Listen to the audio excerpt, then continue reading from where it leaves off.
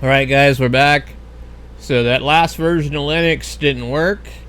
Let's see here. We got a couple of other ones we want to try.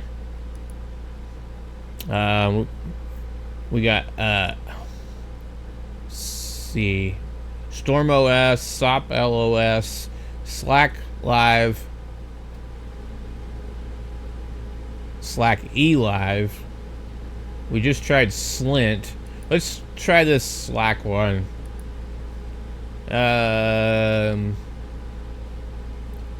Okay. We have to come in here and tell it Linux. It doesn't do it by default.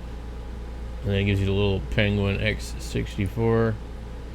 It's very modest on what it will do here. I don't know why it seems to pick certain numbers. And it always picks like something stupid for the hard drive, which is a few times has been like, sorry, you can't even run this thing because you didn't set up enough room. And basically with these, once you start them, I don't think you can change the size. Maybe you can, but I don't know how. So let's see if this thing starts running. I don't understand the whole auto capture thing. It seems like I have a problem with the keyboard, but the mouse works fine. I mean, the mouse I have a problem with, and the keyboard works fine. Okay. I like to test live CDs because when you do an actual like virtual install, you know what I mean? It kind of seems like it doesn't always work because it's like, oh, the boot media is still in there, or you know. But the live ones, they seem to be a little bit more successful at running. So this one looks like it might work. Maybe. You know, there's still a lot of versions of Linux out there where they like want to make it difficult for you to install it.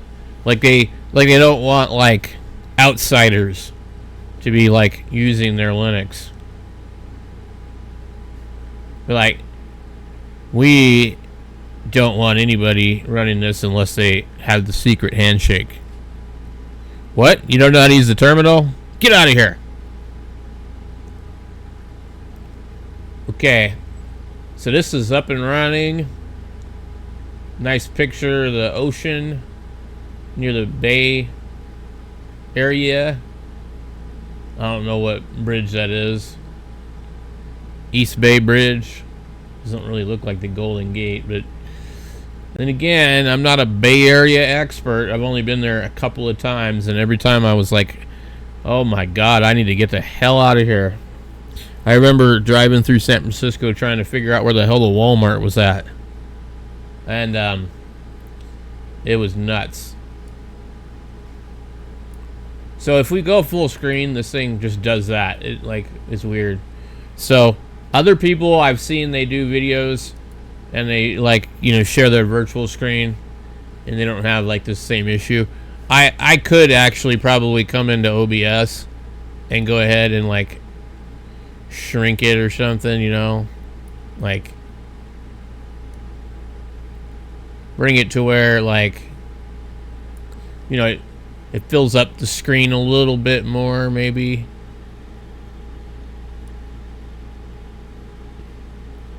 There. So now we kind of brought the whole thing so like basically you're not seeing the border around my thing.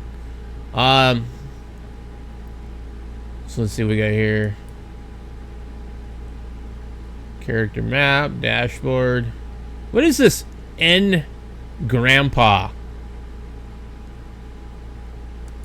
First of all, I just don't like the name. N Grandpa? Is that like a Mexican grandpa? Or Latin? Or what is it? It's an archive manager, but I've seen it before. Like some of the names they've come up with for stuff in Linux is like, what? Here's another thing too, I don't know what it is. You guys are probably gonna laugh. ACP and ACPI. I don't know what it is. But who cares, right? I'm sure it's important because they see it all the time when Linux boots up, and there's usually a warning for it too.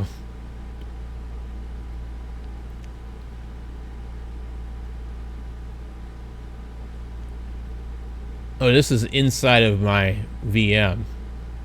I'm sorry. So, applications.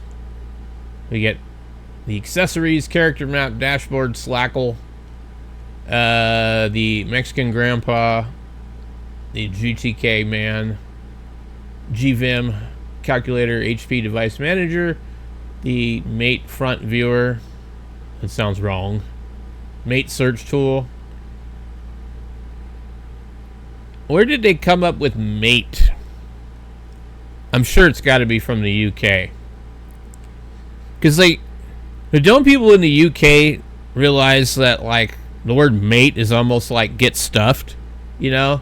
Like, in the United States, it just sounds wrong. It sounds like when you call somebody mate, it's like, are you, how do I say this without, like, getting myself in trouble?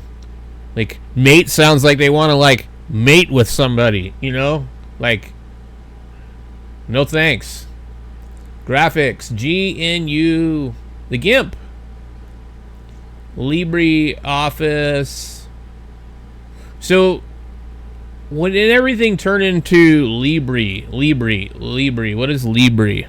Versus, like, OpenOffice.org, which, like, didn't they get bought or sold?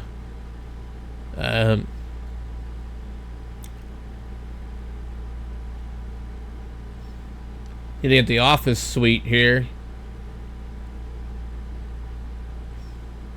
And the Genie thing, I don't know what that is. Honestly, like, file, edit, search, view. I've seen it a lot. What else we got? So something for programming. And like maybe displays like HTML code. Sound and video, you got Asunder, CD Ripper, you got Brasserio, Exile, GNOME CD Master, ISO Master, Pulse Audio. What happened to all the old like Amarok and Caffeine and you know, those players? What happened to those? Like, they all seem to have disappeared.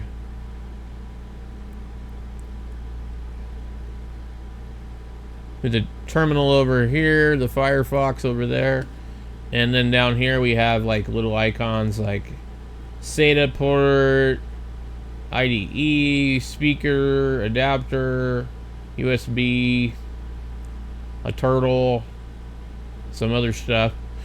And there's some stuff here, and it looks like a pretty good OS, and it just like ran like nobody's business, like real quick. So this could be like a good lightweight client. The problem with like Linux is like, what are you trying to do? What do you want to achieve? Because there are so many distributions. There's so many. And they just all seem to be a spin-off of a spin-off. And sometimes the spin-off is better than the original, but it's just too hard to sort through for me. So anyway, I think this one looks okay, but I would probably never use it. And that's just because there's so many other things that would be probably more suitable for me. Close. That thing did not want to shut down. Let's remove this. Delete all the files. So yeah, and having the virtual machine when it works 50% of the time, it makes it easier for me to check out and review things. So anyway, guys, as usual, this is the low quality review. Okay, this is from a layman's perspective, someone that doesn't like to use the terminal and would most likely be looking and searching for stuff on Google and copying and paste. So, from a perspective of someone that is not an advanced Linux user, I would rate this as pretty easy to set up from what I can tell. Thanks for watching.